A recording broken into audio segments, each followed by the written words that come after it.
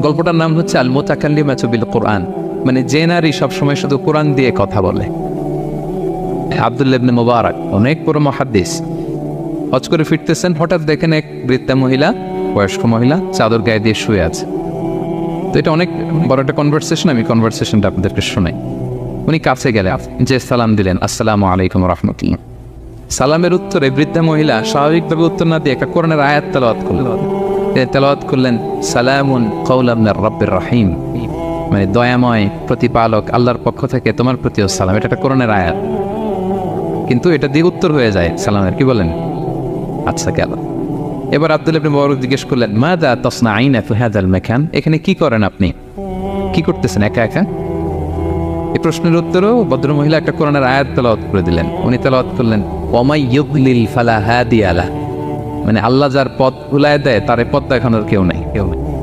মানে বুঝাইতে চাইলেন আমি পথ হারাই ফেলছি। কি বুঝাইতে চাইলেন? পথ হারাই ফেলছে, মানে উনি এমনভাবে কোরআনের আয়াত চুজ করে যাতে উত্তর হয়ে যায়।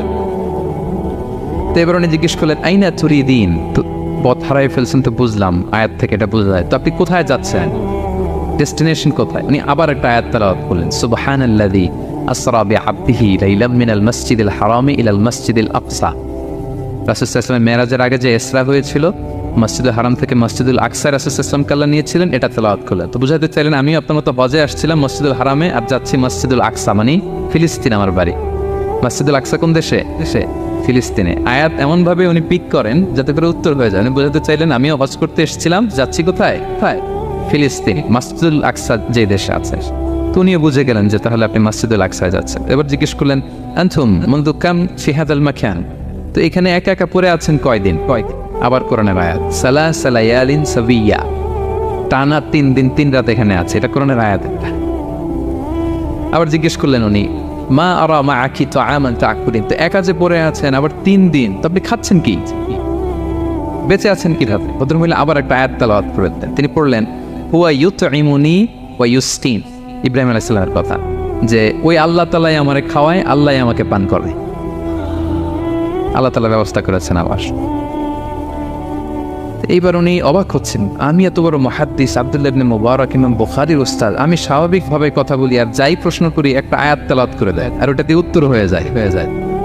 কি মহিলার সন্ধান পেলাম? তো উনি বলতেছে, ফাবি আইয়ি শাইইন তাতাওয়াদ্দাইন, 3 দিন যে এখানে আছেন মরুভূমির বালুর মধ্যে, ওযু করেন কিভাবে? উনি আবার একটা আয়াত তেলাওয়াত করলেন, ফাইন লাম তাজিদু মাআন ফাতায়াম্মামু সাঈদান তাইয়্যিবা, আল্লাহ আয়াতে বলেছেন যদি তোমরা পানি না পাও পবিত্র মাটি দিয়ে তায়াম্মুম করে নিও। তো বুঝাতে চাইলেন পানি নাই তো দিয়ে হয়েছে, বালু তো চাই, তায়াম্মুম করে নাও। আল্লাহু আকবার। এবার উনি বললেন, ইন্না মাইয়া তাআমান আলা তাকুলিন, আমার ব্যাগে তো কিছু খাবার আছে, আপনি কিছু খাবেন? আবার কোরআনের আয়াত, সুম্মা আতিম্মুস সিয়ামা ইলাল লাইল, আল্লাহ এক আয়াতে বলেছেন তোমরা রোজা ফজর থেকে শুরু করে সন্ধ্যা পর্যন্ত পূর্ণ করো। তো বুঝালেন আমি রোজা রাখছি। কি বুঝালেন? রোজা রেখেছি। এবার উনি একটু মাসালা খাটাইতে চাইলেন, ভাবলেন যে বুড়ি তুমি আমার সাথে শুধু কোরআন দিয়ে উত্তর দিচ্ছ, দাঁড়াও তোমাকে আমি আটকাইতেছি। উনি মাসালা খাটাইলেন যে ফাকুলতু লাহা লাইসা হাদা শাহরু রমাদান, তো রোজা রাখছেন মানে এটা তো রমজান মাস না, হজ করে ফিরতেছি আমরা জিলহজ মাসের শেষের দিক, কিসের রোজা? ওই মহিলা আবার একটা আয়াত তেলাওয়াত করলেন যে ওমান তাতাওয়া খায়রান ফাইনাল্লাহা শাকিরুন আলিম, আমি রমজানের ফরজ রোজা তো রাখিনি, এখন আমি নফল রোজা রেখেছি। আয়াতের অর্থ হচ্ছে তোমরা নফল যা করো এগুলো প্রতিদান আল্লাহ তোমাদের বুঝিয়ে দেবে। রমজান না ঠিক আছে জিলহজ, কিন্তু আমি কি রোজা রেখেছি? নফল রোজা। এইবার উনি ধরছেন মাসালা, এবার বলতেছে উবি হালান আল ইফতার ফিস সাফার, সফরে তো রোজা ভাঙা যায়, রোজা তো ভাঙা যায়, খান একটু। এবার উনি কোরআন থেকে আবার তেলাওয়াত করলেন, ওয়া আনতা সুমু খায়রুল লাকুম ইন কুনতুম তা'লামুন, আল্লাহ যে আয়াতে বলেছেন যে সফরের রোজা ভাঙ্গা জায়েজ আছে, ওই আয়াতের শেষে আবার আল্লাহ বলছেন যদি রাখো সব বেশি পাও। কেউ অসুস্থ হলে রোজা ভাঙবে, সফরের রোজা ভাঙবে। এই আয়াতের শেষে হচ্ছে ওয়া আনতা সুমু খায়রুল লাকুম ইন কুনতুম তা'লামুন, তবে রোজা যদি রাখো এটা ভালো যদি তোমরা বুঝতে। এবার উনি আর যাবে কোথায়? দিশেহারা হয়ে এবার জিজ্ঞেসই করে ফেলছে, লিমাদা লা তুকাল্লিমিনি মিসলা মা উকাল্লিমুকি, আচ্ছা মা এবার বলেন আমি আপনার সাথে যেভাবে কথা বলি আপনি এইভাবে কথা বলেন না কেন? কিছু জিজ্ঞেস করলে কোরআনের আয়াত বলেন কেন? আমি কথা বলতেছি আপনি আমার সাথে এভাবে কথা বলেন, কিছু জিজ্ঞেস করলে কোরআনের আয়াত কেন? এইটার উত্তর উনি আর একটা কোরআনের আয়াত উনি পড়লেন মা ইয়ালফিযু মিন কাউলিন ইল্লা লাদাইহি রাকিবুন আতীদ। আল্লাহ বলেছেন তোমরা মুখ দিয়ে যাই বের করো এটা লিখে রাখার জন্য দুই কাঁধে রাকিব আতীদ আছে, তুলে রাখে। তার মানে আমি যে তোমার সাথে কথা বলতেছি প্রত্যেকটাই তো রেকর্ডেড হয়, রেজিস্টার্ড হয়। সো এমন কিছু বলি যেটাতে সওয়াব হয়, যেটাতে ভুল না হয়। আল্লাহু আকবার, সুবহানাল্লাহ। কি নারী ছিল, কেমন নারী তিনি ছিলেন, এই পুরো ঘটনাটা শুনবেন? হ্যাঁ, শেষ করবো ঘটনাটা। আচ্ছা, উনি অবাক হলেন যে কি মহিলা, এরকম মহিয়সী গরিয়সী নারীও পৃথিবীতে আছে। তিনি বললেন ঠিক আছে মা, আপনি যেহেতু পথ হারাই ফেলছেন, আমার উটটাকে আমি নিয়ে আসি। ফাহাল্লাকা আন আহমিলুকি আলা নাফাতি হাদিহি ফাতুদরিকিল কাফেলা। আমার উটটা নিয়ে আসি, উটে বসেন, আমি আপনাকে এগিয়ে দিয়ে কাফেলাতে যুক্ত করে দেই। আপনি কি রাজি আমার উটে বসবেন? আবার কোরআনের আয়াত, ওমা তাফআলু মিন খাইরিন ফাইনাল্লাহা বিহি আলিম। তোমরা যত ভালো কাজ করো আল্লাহ সেটা জানেন, মানে তোমার এই ভালো কাজ আল্লাহ জানেন, আল্লাহ এর প্রতিদান দিবেন। কলা ফানাফতু নাকাতি, আমি উট বসালাম এবং বললাম ওঠেন। উনি যখন উঠতেছে আমি এভাবে তাকায় আছি, তা আমি যে তাকায় আছি উনি একটা আয়াত তেলাওয়াত করলেন যে কুল্লিল মুমিনিনা ইয়াগুদ্দু মিন আবসারিহিম। এর অর্থ হচ্ছে নবী হে, মুমিনদেরকে বলুন তারা যেন পরনারী দিকে তাকায় না থাকে, চোখ যেন নিচে রাখে, তারা যেন চক্ষু অবনমিত করে। মানে বুঝাতে চাইলেন যে আমি তো বেগানা নারী, পরনারী, তা আমি উঠতেছি, আপনি তাকায়। সে হয়তো তাকায় আছে যে বৃদ্ধা মহিলা উঠতে যদি কষ্ট হয় পড়ে যায়, তো উনি যখন দেখতেছেন তাকায় আছে, উনি বলতেছে ফুল্লিল মুমিনিনা ইয়াগুদ্দু মিন আবসারিহিম। নবী হে বলুন বিশ্বাসীদের তারা যেন চোখ নিচের দিকে করে রাখ। উনি লজ্জা পেয়ে গেলেন। ফাকাদাতু বাসারি, আমি লজ্জায় চোখ নামালাম। এরপর আমি বললাম ইরকাবি ওয়াকাদ আকালতু নাকাতি, ওঠেন। আমি এবার ওটের রশি ধরে টানতে আরম্ভ করলেন। ভদ্রমহিলা উঠেই আবার কোরআনের আয়াত পড়লেন, যেটা আমরা গাড়িতে বা কোনো বাহনে উঠলে পড়ি। তিনি পড়তে আরম্ভ করলেন সুবহানাল্লাযী সাখখারা লানা হাযা ওয়া মা কুন্না লাহু মুকরিনিন ওয়া ইন্না ইলা রাব্বিনা লামুনকালিবুন। প্রশংসা সে আল্লাহ, যে আল্লাহ এই বাহনকে আমাদের জন্য বশীভূত করে দিয়েছেন। তিনি বশীভূত না করলে আমরা তো এটাকে বশীভূত করতে পারতাম না। আপনারা যখন গাড়ি স্টার্ট দিবেন এই দোয়াটা পড়েন তো আপনারা। গাড়ি স্টার্ট দিলে, বিমানে উঠলে, ঘোড়ায় উঠলে, যে কোনো বাহনে উঠলে এটা পড়তে হয়, কোরআনের আয়াত। তো এই বললেন, আমি এবার উঠলাম, ওটের জিমাম ধরে টানতে লাগলাম না, আর একটু হই হই শব্দে ওট চালাতে লাগলাম যাতে করে তাড়াতাড়ি যাওয়া যায়। উনি কোরআনের আয়াত বললেন ওয়াকসিদ ফি মাশিক ওয়াগদুদ মিন সাওতিক। কোরআনের আয়াত মানে তোমার চলার ক্ষেত্রে তুমি মধ্যম পন্থা অবলম্বন করো আর গলার সাউন্ডটা আর একটু ছোট করো। এটা কিন্তু লোকমান হাকিম তার ছেলেকে বলেছিলেন যে বাবা তুমি যখন হাঁটবে মধ্যম পন্থায় হাঁটবে, আর শাউট করবে না, নয়েজ করবে, কণ্ঠটাকে নিচু করবে। এই আয়াতটা উনি পড়ে দিলাম। বুঝাতে চাইলেন আপনি হাজি মানুষ, ফস করে আসছেন, এইভাবে যাচ্ছেন কেন? আপনি স্লোলি যান। ফাজাআলতু আমশি রুয়াইদান ওয়া আতারান্নামু বিশ-শা'র। এরপর আমি আস্তে আস্তে যেতে লাগলাম আর কবিতা আবৃত্তি করতে লাগলাম। আরবদের অভ্যাস ছিল তারা শত শত লাইন কবিতা মুখস্থ পারত। দিনকে দিন মরুভূমিতে চড়তো আর কবিতা পড়তে। তো আমি কবিতা গুনগুন করে কবিতা পড়তেছি আর যাচ্ছি। এই মহিলা পিছন থেকে আয়াত তেলাওয়াত করলেন আবার ফাকরাউ মা তায়াসসারা মিনাল কুরআন, মানে কোরআনের যেখান দিয়ে সহজ লাগে ওইখান দিয়ে পড়েন। মানে বুঝাতে চাইলেন কবিতা বললে কি লাভ, আপনি কোরআন পড়েন। উনি আবার লজ্জা পেয়ে কোরআন পড়তে আরম্ভ করলেন। এবার যেতে যেতে যে কাফেলা থেকে উনি মিসিং, যে ক্যারাভ্যান থেকে মিসিং, ওই ক্যারাভ্যানের সাথে যুক্ত হলেন। এবার জিজ্ঞেস করলেন যে হাদিহিল কাফেলা মান লাকি ফিহা, এই তো আপনার কাফেলা, এখানে কে আছে আপনার, কেউ আছে?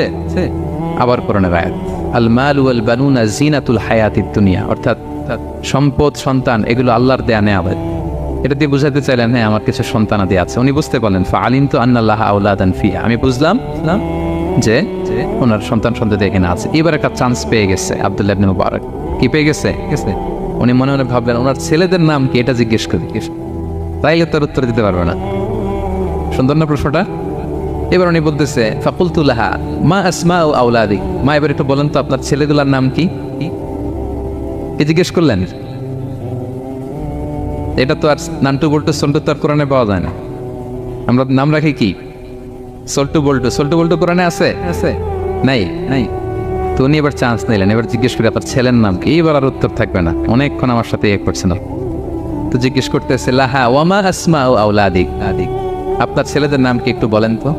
এই প্রশ্নের উত্তরে উনি 3টা আয়াত তেলাওয়াত করতেন। এতক্ষণ তো একটা, এখন কয়টা? এখন 3 নম্বর গিয়ারে চালাইতেছে। উনি প্রথম আয়াত তেলাওয়াত করলেন ওয়াত্তাখাযাল্লাহু ইব্রাহিমা খলিলা, এরপরে বললেন ওয়া কাল্লামাল্লাহু মূসা তাকলিমা, সবশেষে বললেন ইয়া ইয়াহইয়া খুযিল কিতাবা বিকুওয়া। আল্লাহু আকবার। আমি ইব্রাহিমকে খলিল হিসেবে নিয়েছি, মুসাকে কালিমুল্লাহ বানিয়েছি, এবং ইয়াহিয়াকে বলেছি, হে ইয়াহিয়া তুমি তাওরাত কিতাবকে শক্ত করে ধরো। তার মানে বোঝাতে চাইলেন আমার বড় ছেলের নাম ইব্রাহিম, পরের ছেলের নাম মুসা, ছোট ছেলের নাম ইয়াহিয়া। সুবহানাল্লাহ পড়বেন না? কি নারী ছিলেন, কোরআনের বাইরে যেন যাওয়া না লাগে কোরআন থেকে ছেলেদের নাম চুজ করে রাখছেন। ছেলেদেরকে ডাকলে এই নামেই ডাকেন। এরপর ছেলেদেরকে ডাকলেন কোরআনের আয়াত পড়ে, ফাবাআসু আহাদাকুম বিওয়ারিকিকুম হাযিহি ইলাল মাদিনাতি ফালইয়ানজুর আইয়ুহা আসকা তুআমান ফালইয়াতিকুম বিরিজকিম মিন। এটা সূরা কাহফের একটা আয়াত। গুহাবাসী 7 জন যুবক যখন ঘুমিয়ে পড়েছিল, 309 বছর পরে যখন জেগেছিল, একজনকে টাকা দিয়ে বলেছিল যাও তুমি কিছু খাবার নিয়ে আসো। এই আয়াত বুঝাইয়া তিনি ছেলেদের বুঝাইলেন যে মেহমান আসছে, কিছু নিয়ে আসো খাবার, আপনারা খাওয়াইতে হবে। উনি অনেক হেল্প করছে আমাকে। তো ছেলেরা খাবার নিয়ে আসলো। খাবার দেওয়ার পরে মহিলা আবার কোরআনের আয়াত, কুলু ওয়াশরাবু হানিআম বিমা আসলাফতুম ফিল আইয়ামিল খালিয়া। এটা আসলে আল্লাহ তাআলা জান্নাতীদেরকে বলবেন। আমরা যখন জান্নাতে ঢুকবো আল্লাহ বলবে কুলু ওয়াশরাবু হানিআম বিমা আসলাফতুম ফিল আইয়ামিল খালিয়া। এই দুনিয়াতে এত জুলুম নির্যাতনের শিকার হয়েছে, এত নেক কাজ করেছো, প্রতিদান হিসেবে আজকে জান্নাতের এই নাজ নেয়ামত ভোগ করো। বৃদ্ধ মহিলা এই আয়াতটা বললেন, তার মানে মরুভূমিতে অনেক কষ্ট করেছেন আপনি আমার জন্য, এখন আপনি আমার পক্ষ থেকে এই হসপিটালিটি রিসেপশন, এই আপ্যায়ন গ্রহণ করুন। এবার উনি বলতে আরম্ভ করলেন, ছেলেদেরকে বললেন, কুলতু আল আনা তুআমাকুম আলাইয়া হারাম।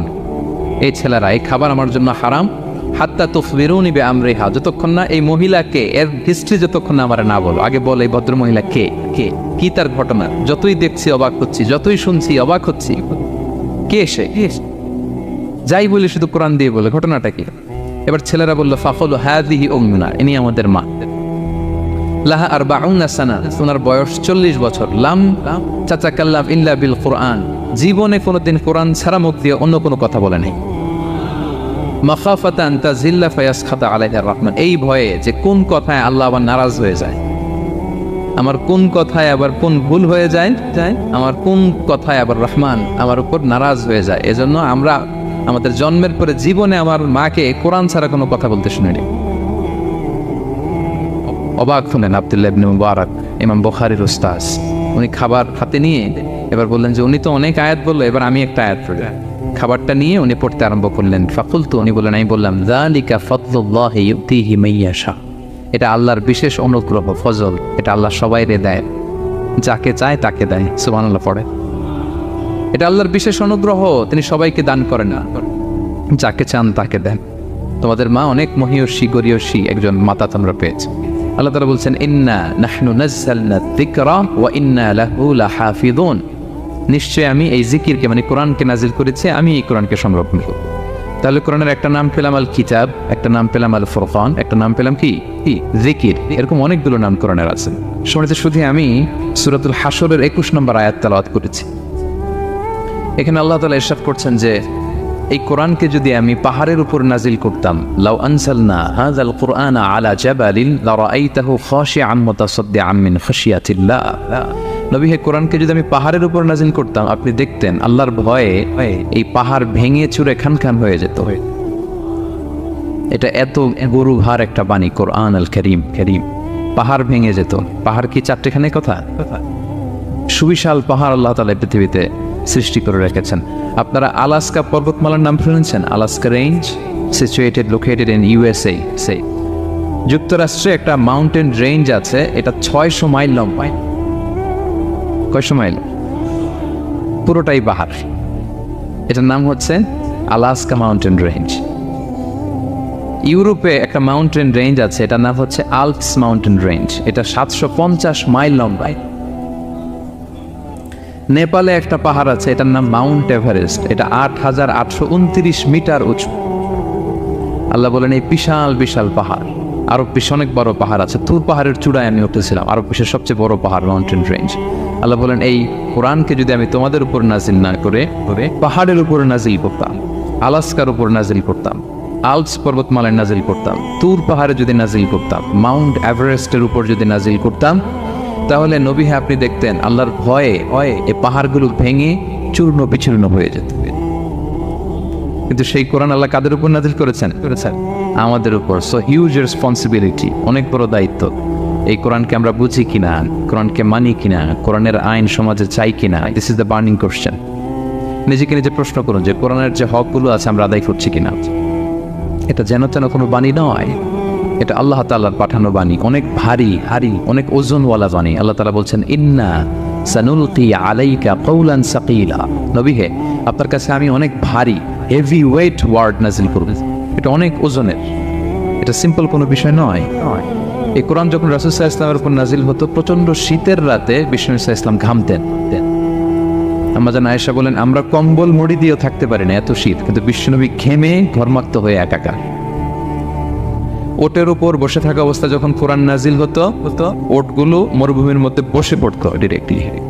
কাফেলা চলছে সাইয়েদনা জিবরাইল এসে কোরআন নাজিল করেছেন, কোরআনের ভারে ধপাস করে উট বসে যেত। যায়েদ ইবনে সাবিত রাদিয়াল্লাহু তাআলা আনহু কাতিবুল ওয়াহি, রাসূল সাল্লাল্লাহু আলাইহি ওয়াসাল্লামের সাহাবী। রাসূল সাল্লাল্লাহু আলাইহি ওয়াসাল্লাম একবার যায়েদ রাদিয়াল্লাহু তাআলা আনহুর পায়ের মধ্যে মাথা রেখে শুয়েছিলেন, দীর্ঘক্ষণ শুয়ে থাকলেন। যায়েদ রাদিয়াল্লাহু তাআলা আনহু বলছেন আমার কোনো কষ্টই হচ্ছে না। হঠাৎ করে কোরআন নাজিল হতে লাগলো। কি নাজিল হতে লাগলো? কোরআন। যায়েদ রাদিয়াল্লাহু তাআলা আনহু বলেন দীর্ঘক্ষণ রাসূল সাল্লাল্লাহু আলাইহি ওয়াসাল্লাম আমার পায়ের উপর মাথা রেখে শুয়ে আছেন, কিন্তু আমি টেরই পাচ্ছি না। কিন্তু যখন কোরআন নাজিল হতে লাগলো, মনে হলো যে আমার পাটা ভেঙে খান হয়ে যাবে। রাসূল সাল্লাল্লাহু আলাইহি ওয়াসাল্লামের মাথার ওজন এত বেড়ে গেল, আমি আর রাসূল সাল্লাল্লাহু আলাইহি ওয়াসাল্লামকে রাখতেই পারছি না আমার পায়ের উপর। ইন্না সানুলকি আলাইকা কওলান সাকিলা, নবী হে আমি অনেক ভারী হেভি ওয়েট ওয়ার্ডের কোরআন আপনার কাছে নাজিল করব। সো কোরআনটা এটা অনেক সম্মানিত একটা বাণী, আল্লাহ তাআলার বাণী, অনেক ভারী একটা বাণী। এটা পাহাড় সইতে পারে না, পাহাড় ভেঙে চূর্ণ বিচূর্ণ হয়ে যেত, সে কোরআনকে আল্লাহ তাআলা আমাদের উপর নাজিল করেছেন। সো আমাদের হিউজ রেসপন্সিবিলিটি, অনেক বড় দায়িত্ব যে এই কোরআনকে মেনে চলা, কোরআন পড়তে জানা, কোরআনের অর্থ বোঝা এবং কোরআনের নীতিমালাগুলো আমাদের সমাজে বাস্তবায়ন করা। তো আমরা বলেছি যে আমরা কোরআন দিয়ে আজকে কোরআনের পরিচয় নিব। কোরআনকে জিজ্ঞেস করবো যে কোরআন তুমি তোমার পরিচয় দাও। আমরা কিছু প্রশ্ন করবো, দেখবেন কোরআন অবলীলায় উত্তর দিয়ে দিচ্ছে। আমরা যদি কোরআনকে জিজ্ঞেস করি যে কোরআন তুমি যে পৃথিবীতে এসেছো, তোমার হিস্ট্রিটা বলো, কবে আসলা, কবে নাজিল হয়েছ? কোরআন বলবে শাহরু রমাদানাল্লাযী উনজিলা ফীহিল কুরআন, আমি রমাদান মাসে এসেছি, যেন তেন মাসে আসিনি। কোরআনকে যদি আমরা প্রশ্ন করি যে কোরআন রমাদান তো 29 দিন বা 30 দিন, তো এই 30 দিনের বা 30 রাতের কোন দিন বা কোন রাতে এসেছ? কোরআন বলবে ইন্না আনজালনাহু ফি লাইলাতুল কদর, আমি কদরের রাতে এসেছি। সুবহানাল্লাহ বিহামদি। ওমা আদরাকা মা লাইলাতুল কদর, কে তোমাকে জানাবে কদর কি? লাইলাতুল কদরি খায়রুম মিন আলফি শাহর, কদরের রাত 1000 মাসের চেয়েও সেরা। রাসূল সাল্লাল্লাহু আলাইহি ওয়াসাল্লাম আফসোস করতেছেন, আল্লাহ বনি ইসরাইলের লোকেরা হায়াত পাইছে 1000 বছর 1500 বছর, এত ইবাদত করছে, আমার গুনাহগার উম্মতের কি হবে? আমার গুনাহগার উম্মত তো 60-70 মধ্যে মরে শেষ। আমার উম্মতি মা বাইনা 60 ইলা 70, আমাদের গড় বয়স কত? 60 থেকে 70। আল্লাহ বলেন চিন্তা করো না, লাইলাতুল কদর খায়রুম মিন আলফি শাহর, তোমার গুনাহগার উম্মতের জন্য আমি কদরের রাত দিয়েছি 1000 মাসের চেয়ে সেরা। তাহলে কোরআনের হিস্ট্রি আমরা জেনে গেলাম। রমাদানে আসছে, রমাদানের কোন রাতে আসছে? এখন যদি জিজ্ঞেস করি তুমি কি একা একা আসছো না কেউ নিয়ে আসছে তোমাকে, এবার কি উত্তর পাওয়া যাবে? এই প্রশ্নের উত্তরে কোরআন আমাদেরকে জানায় যে আমি একা আসিনি। নাযালা বিহির রূহুল আমিন। রূহুল আমিন হচ্ছে জিবরাইল আলাইহিস সালামের একটা নাম, বিশ্বস্ত আত্মা। রূহুল আমিনের সাথে আমি এসেছি, সবচাইতে বিশ্বস্ত, যেহেতু এটা আল্লাহর বাণী। এটা আসার সময় যদি অন্যের কথা ঢুকায় দেয় তাহলে ভেজাল আছে না নাই?